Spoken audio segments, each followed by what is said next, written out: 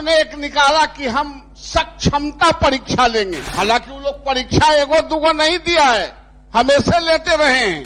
ये विभागीय अधिकारी इसको उलझा के रखना चाहते हैं, सारे लोगों से सलामी ठुकवाने के लिए। किसी को वेतन नहीं मिल रहा है, किसी का पैन नंबर के चलते पेंडिंग है, लेकिन आप वेतन निर्धारण के लिए समिति तो बना दें और सेवा निरंतरता को हर हालत में देना होगा। क्योंकि विभाग के जो भी पदाधिकारी हैं वो आपको भ्रम में डाल रहे हैं। राज्य सरकार में और माननीय मुख्यमंत्री जी की सदिच्छा के बदौलत 60 वर्ष तक का उनका सेवा विस्तार कर दिया गया और नियोजित शिक्षक अगर वो बने तब न सक्षमता परीक्षा दिए। हाँ ठीक है, बोलने दीजिए माननीय मंत्री को। बोल अब एक पॉइंट बोलेगा, सब आदमी बोलेंगे आप लोग, तो फिर रोज 2 ही क्वेश्चन आएगा शिक्षा विभाग का। इससे महोदय इस सत्र में माननीय मंत्री ने सेवा निरंतरता एक आदमी बोलेंगे तो होगा कि ये लोग आपको सलाह देंगे। समिति हम अपने स्तर पर, आपको जैसा मैंने कहा महोदय कि हम अपने स्तर पर करवा लेंगे। समिति तो बनाइए ना, समितियां रिपोर्ट कर देगा। ये खाली हम जानना हम कहाँ कह रहे हैं कि 5 दिन में दे दीजिए। सीमित प्रतियोगिता परीक्षा द्वारा एक सेवा से दूसरी माननीय सभापति महोदय, मंत्री जी का जवाब तो आया है, लेकिन बड़ा गोलमोल हाँ वो तो होना है, गोलमोल है। हम लोग को समझ भी नहीं पाए जो मेरा जवाब सवाल ध्यान रखना और जवाब भी आप समझ नहीं पाए हैं तो इसमें मंत्री जी का क्या दोष है कि समझाया जाए। जब मेरा जो ध्यानाकर्षण है वह 3 बिंदुओं पर है कि बिहार माध्यमिक और उच्च माध्यमिक शिक्षकों का की जो नियुक्ति हुई 2006 और 100 के बाद फिर ये अभी तुरंत जो विशिष्ट शिक्षक बने, क्या विद्यालय अध्यापक इनके सेवा की निरंतरता के लाभ जो 17-18 वर्षों से जो हमारे नियोजित शिक्षक कार्यरत रहे हैं और आपने एक तरह की परीक्षा लेकर उनको आप सरकारी शिक्षक के रूप में विशिष्ट शिक्षक का नामाकरण देते हुए आप उसको संवर्ग को बदले। तो जो काम पहले से वो नियोजित शिक्षक हमारे कर रहे थे माध्यमिक को उच्च माध्यमिक, वही काम करने के लिए आप एक जांच की परीक्षा लेकर आप उनको सरकारी शिक्षक का संवर्ग में आप परिवर्तन। ये 17-18 वर्षों की सेवा जो वो किए, क्या उसको बिल्कुल सरकार खत्म कर देगी? आज जो नया बहाल हुआ उसके साथ उसको खड़ा करने की बात आप कर रहे हैं, विभाग वही कर रही है और इसी ढंग से ये जवाब भी आया है महोदय। दूसरा है कि इनके वेतन वृद्धि का लाभ जो सालाना मिलता है किसी भी सेवा पूरे देश के स्तर पर, कोई भी कर्मी जब ज्वाइन करता है तो वार्षिक वेतन वृद्धि का लाभ मिलता है। इनको भी मिल रहा था। पिछले दिनों इन्होंने एकाएक 2015 में उसको 3 साल पर एक वेतन वृद्धि का लाभ देते हुए उसका फिक्सेशन करके जो जूनियर है, जो प्राथमिक शिक्षक है, वह ज्यादा पा रहा है, जो माध्यमिक और उच्च माध्यमिक शिक्षक है वह कम पा रहा है।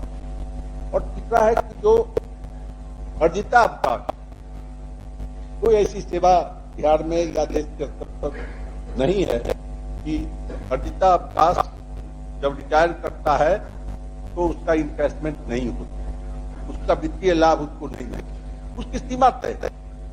तो तीनों पर जवाब जो आया है बिल्कुल इसलिए कि हम समझ ही नहीं पा रहे कि सरकार क्या कहना चाहेंगे। मंत्री जी, माननीय सभापति महोदय,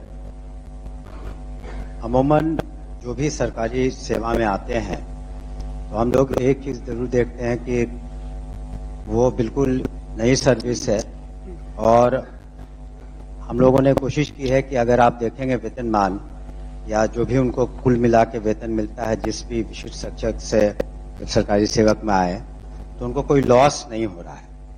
उनको जब रिटायर करेंगे तो एक सरकारी सेवा का दूसरा जो कम्यूटेशन की आप बात कर रहे हैं लास्ट में कि सरकारी सेवक जब रिटायर करते हैं तो उस बिंदु पर जरूर हम लोग पुनः उसको देख लेंगे। जो नॉर्मली हम भी जानते हैं कि कम्यूटेशन जिसका अर्जित है तो उसमें अगर कोई कमी है तो कम्यूटेशन का जो प्रावधान है उसको हम लोग पुनः समीक्षा कर लेंगे, देखेंगे कि अगर उसमें कोई कमी रही है या कहीं कोई विसंगति है जैसा कि आप बता रहे हैं उसको पुनः हम लोग रिविजिट कर लेंगे। सामूहिक प्रश्न है, उन शिक्षकों को मिले महोदय, अभी यूनिवर्सिटी सर्विस कमीशन से बहालियां हो रही हैं और जो वहां उस परीक्षा में, उस इंटरव्यू में अपियर हो रहे हैं, माननीय मंत्री जी को पता होगा, वो पीछे से 10 वर्ष 15 वर्ष के एक्सपीरियंस दे रहे हैं और उनको मार्किंग हो रहा है अफिलिएटेड कॉलेज से। हेडमास्टर में भी इन्होंने अपने शिक्षक को दिया, डाइट में दिया, और अब जब यहां टाइट कर रहे हैं तो कहते हैं देख लेंगे।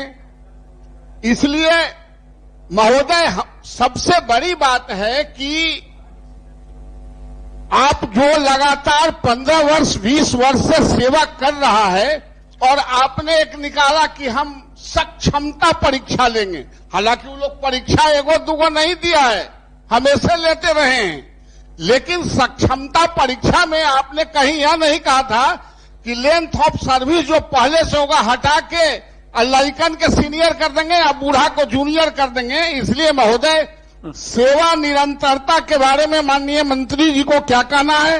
अर्जिता अवकाश जो जरूरी है, ये 2-3 सवाल है, इसलिए प्रोन्नति का सवाल है। इसलिए महोदय, माननीय मंत्री से हम लोग उम्मीद करते हैं कि ये छोटे मोटे जो प्रॉब्लम है, ये विभागीय अधिकारी इसको उलझा के रखना चाहते हैं सारे लोगों से सलामी ठुकवाने के लिए, आप इससे निजात दिलवाइए। ठीक।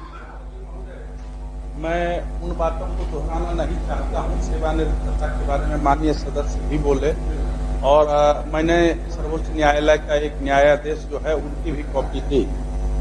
लेकिन सभापति महोदय, किसी भी सेवा में अगर संवर्ग परिवर्तन होता है, इस ध्यानाकर्षण का एक अंश वो भी है, तो वरीयता बरकरार रखने के लिए या उनके सम्मान के लिए अतिरिक्त वार्षिक वेतन वृद्धि भी दी जाती है।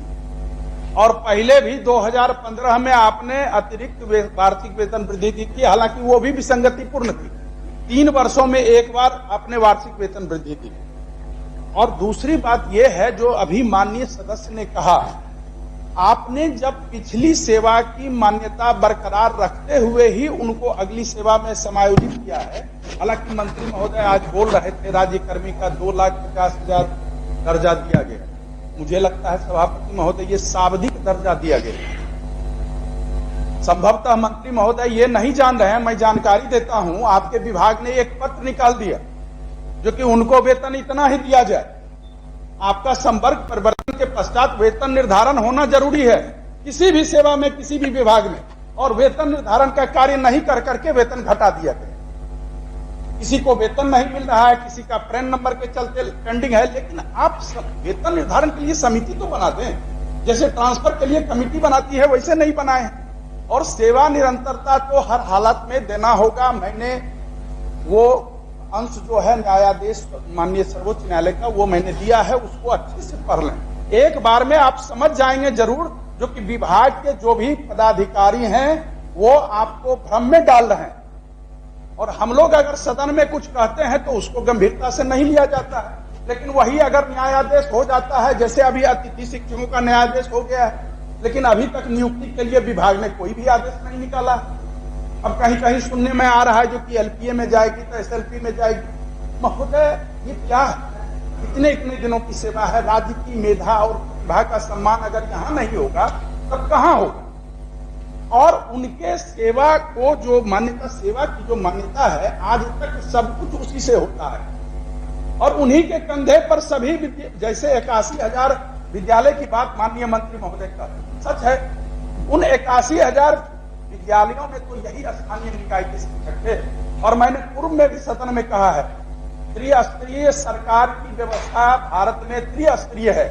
प्रशासन की सरकार है, लोकल सेल्फ गवर्नमेंट, जो निचले पायदान के लोगों तक लाभ पहुंचाती है, और दूसरा स्टेट गवर्नमेंट, और तीसरा केंद्र सरकार, सेंट्रल गवर्नमेंट। तो अगर इसमें अगर कहीं कोई जा रहे हैं अपनी सेवा को लेकर के और पिछली सेवा को आप देख दे रहे हैं, ये तो नहीं होना चाहिए। इसलिए सभापति महोदय, सरकार सोचती भी है, सरकार आगे बढ़ करके सोचे, पदाधिकारियों के जाल में मत रहे, मकर जाल में मत रहे। पदाधिकारियों के मकर जाल में रहते रहते ही इस तरह के ध्यानाकर्षण आते हैं और सदन का समय जाया। एक बार भी नहीं संघ संगठन से या शिक्षक प्रतिनिधियों से बात। एक मिनट जरा। माननीय सभापति महोदय, माननीय शिक्षा मंत्री जी ने जवाब दिया है राज्य सरकार ने 2005 के बाद नगर निकाय और पंचायती राज नियमावली के तहत शिक्षकों की नियुक्ति की, जिसको नियोजित शिक्षक कहा गया सभापति महोदय। 11 महीना की नियुक्ति होती थी, 1800 रुपया पर होता था। राज्य सरकार में और माननीय मुख्यमंत्री जी की सदिच्छा के बदौलत 60 वर्ष तक का उनका सेवा विस्तार कर, और नियोजित शिक्षक अगर वो बने तब न सक्षमता परीक्षा दिए। अगर नियोजित शिक्षक ही नहीं बनते तो उनकी पात्रता ही नहीं होती। सक्षमता परीक्षा उन्होंने दे दिया, आपने राज्यकर्मी का दर्जा उनको दे दिया। तो जो बुनियादी उनके लिए मापदंड तय किया गया उसमें था कि आपने नियोजित शिक्षक के रूप में अपनी सेवा दी है कि नहीं, तभी आप सक्षमता परीक्षा दे सकते हैं। वो ऐच्छिक था। तो हम केवल माननीय मंत्री जी से यह अनुरोध करते हैं कि इस पर गंभीरता से, इतना काम आपने शिक्षकों के लिए किया, सब जगह सरकार का यश मिलता है, लेकिन कुछ एक जगह पर ऐसी परेशानी होती है कि हम लोग भी तर्कहीन हो जाते हैं। वहां जब संवाद करते हैं शिक्षकों से तो वह बोलता है कि हम लोग 15 साल 16 साल क्या कर रहे थे, हमको सक्षमता परीक्षा क्यों दिलवाया आपने। उदाहरण पेश करता है जो भी नवल बयान बताए कि विश्वविद्यालय सेवा आयोग में वित्त पोषित कॉलेज का। इसलिए सभापति महोदय हम केवल अनुरोध कर रहे हैं इस पर माननीय मंत्री जी गंभीरता से विचार करें। दूसरी सेवाओं में हम लोगों के विधान परिषद में भी है कि दूसरी जगह जो सेवा किए हुए हैं उसको जोड़ करके उसकी वरीयता ली जाती है। हर जगह होता है, तो ये शिक्षा विभाग में क्यों नहीं होता है? शिक्षा, हाँ ठीक है, बोलने दीजिए माननीय मंत्री को। बोल, अब एक पॉइंट बोलेगा सब आदमी बोलिएगा आप लोग, तो फिर रोज 2 ही क्वेश्चन आएगा शिक्षा विभाग का। सारी बातें आ गई हैं, अब मुख्यमंत्री माननीय मंत्री जी को बोलने दीजिए। माननीय सभापति महोदय, भी तो भेग आता है। जो बातें माननीय सदस्यों ने उठाई हैं तो ठीक है, उसको हम रिविजिट करेंगे, पुनः इसकी समीक्षा करवाकर हम एक कमेटी बनवा देंगे, और जो इसमें सही बातें हैं जो लागू होने लायक होंगी वो लोग हम लोग करेंगे। एक कमेटी वरीय पदाधिकारी के सेक्रेटरी के जो अभी ज्वाइन किए हैं उनके अंतर्गत बनवा देंगे, और उसको 1 महीने का समय बजट के बाद मंत्री जी आपसे विशेष आग्रह है, समिति नहीं नीति बनवा दीजिए। नहीं तो समिति को जल्दी से हो जाए करके उसके बाद हम लोग जरूरी है निर्णय ले लेंगे। अब हम तो समझ में नहीं आता कि इस तरह से क्यों ऐसे शिक्षा विभाग में लागू हो गया कि वरीयता नहीं लागू होगा। इससे महोदय सत्र में माननीय मंत्री ने सेवा निरंतरता एक आदमी बोलेंगे तो होगा, सब आदमी बोलेंगे तो कुछ आएगा नहीं। आश्वस्त किया था सेवा निरंतरता पर के लिए, इसलिए वो बात आगे बढ़नी चाहिए, वहीं पर रुका नहीं रहे महोदय। आपको कठिनाई हो तो कहिए, हम समिति बना देते हैं अपने ई का कि ये लोग आपको सलाह देंगे। समिति हम अपने स्तर पर, आपको जैसा मैंने कहा महोदय, कि हम अपने स्तर पर करवा लेंगे, और जो निरंतरता है या जो भी इन्होंने प्रश्न उठाए हैं 1 महीने के अंदर बजट के बाद, कि बजट सेशन में काफी कार्य रहता है, उसके बाद जो ठीक होगा उसको महोदय निर्धारित। ये बात तो लास्ट टाइम भी माननीय मंत्री ने कहा था, 15 दिन, 10 दिन, 11 दिन, 1 महीना, 2 महीना, 2 साल, 5 साल बजट सत्र के बाद, बजट सत्र के बाद, चूंकि अभी बजट में व्यस्त रहते हैं लोग, उसके बाद इस पर समिति बना के अपना विचार करेंगे। समिति तो बनाइए ना, समितियां रिपोर्ट कब देगा ये खाली हम जानना। हम कहाँ कह रहे हैं कि 5 दिन में दे दीजिए, अप्रैल के लास्ट तक दे देंगे। अप्रैल के लास्ट तक आग्रह है। ठीक है महोदय, वैसे समिति आसन का निर्णय सर्वोपरि है और उसको सलाम निर्णय नहीं, आग्रह है कि हो जाएगा, निर्णय नहीं की जरूरत ही नहीं। चलिए, वित्त विभाग अब प्रोफेसर संजय कुमार से हो गया, श्री तरुण कुमार, और वित्त विभाग ने श्री तरुण कुमार सर्कुलर दिया, उसमें लिखा है कि सीमित प्रतियोगिता परीक्षा द्वारा एक सेवा से दूसरी